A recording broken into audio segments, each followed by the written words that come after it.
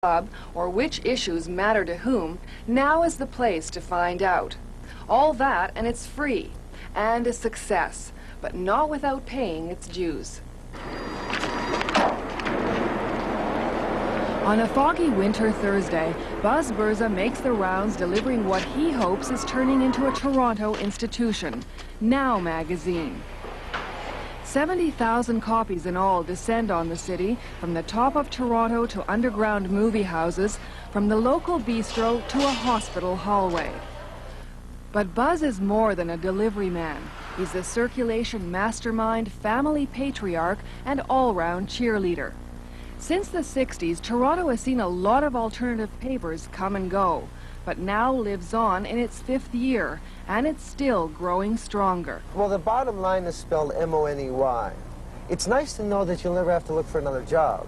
Now magazine is a mixture of arts, entertainment, and news with a grassroots perspective.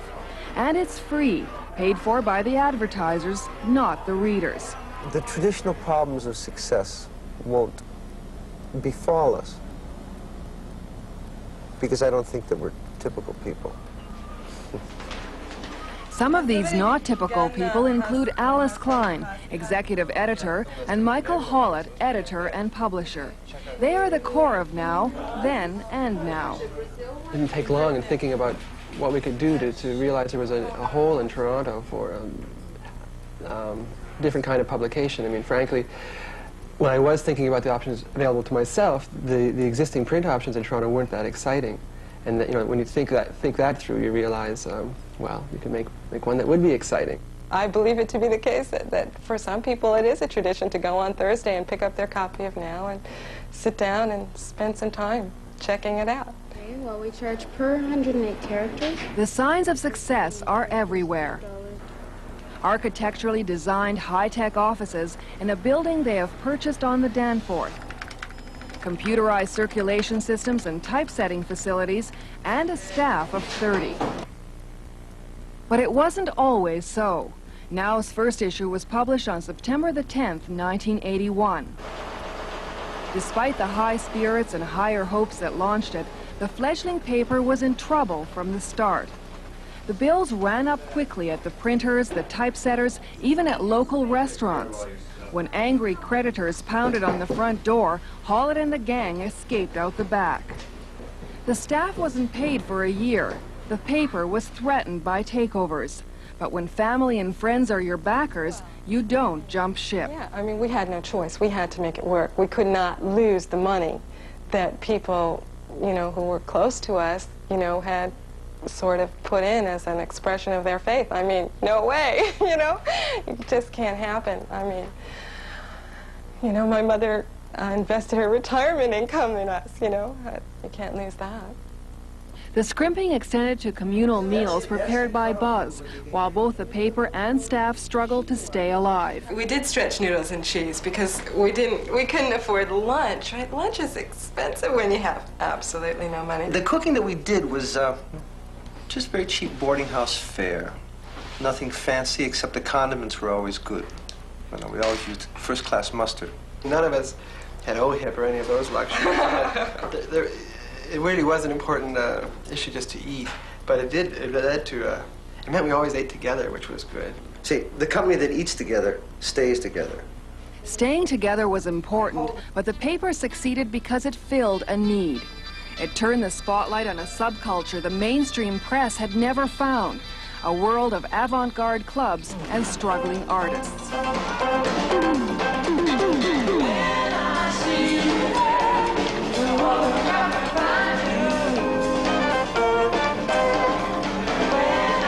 Lorraine Sagato is lead singer with Parachute Club. Now magazine helped put her group on the map.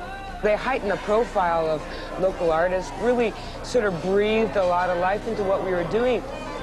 I think that Now has been really instrumental in monitoring the heartbeat of the local music and cultural community in Toronto, and I think that that is something that didn't exist at all before Now magazine.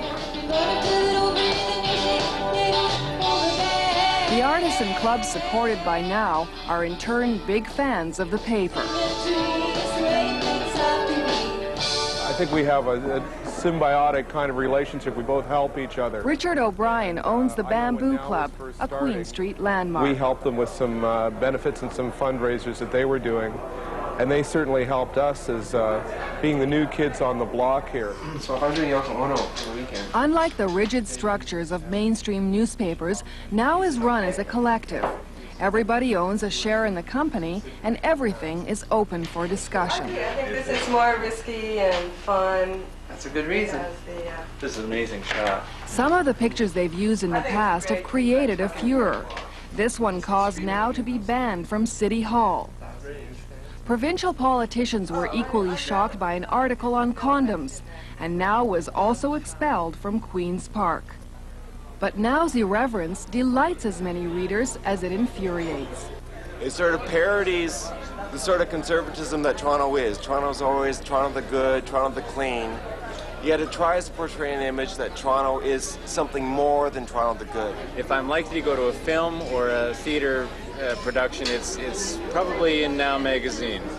By doing what nobody else in the city was doing, the paper created a readership out of nothing. Today, more and more people want Now. They've come to rely on it. It's Wednesday, production night at Now magazine, and the tension is mounting. In 3 hours, the paper must be at the printers. We're print junkies, and we really enjoy getting out of paper. It's like always trying to get all the elements to jive at once, so that the type is there when the people are there to put it in place, and the writers are there to put the headlines on the type, and that's our constant battle. And we're better. Sometimes we're better at that, and sometimes we're worse. I'd like a cab at 150 Danforth Avenue, going to Metroland Printing and Publishing. Once again, everything clicks, and they meet the deadline. The week's work is on its way, ready to roll off the presses. You know, I'm pleased and I guess proud at where we are at this point in time, but I'm also excited about the distance we have to go. The distance in this case is literal. In August, Montreal will have its own Now magazine called EC. This 80s collective still retains the spirit of the old days. The difference is they're all being paid now, and with luck, they'll never have to look for another job. The upstart newspaper is now firmly established, but success hasn't dulled the edge. We don't want to get comfortable, not because we're masochistic, but because it's stimulating. So I guess the trick is to make sure that you're constantly putting demands on yourselves so you never get too cocky. Sky's the limit. So how far can you go? How far can you honestly, Well, how big do you think it could be before it would start folding in on itself? I think that the Sunday Times has shown us how big a newspaper can be.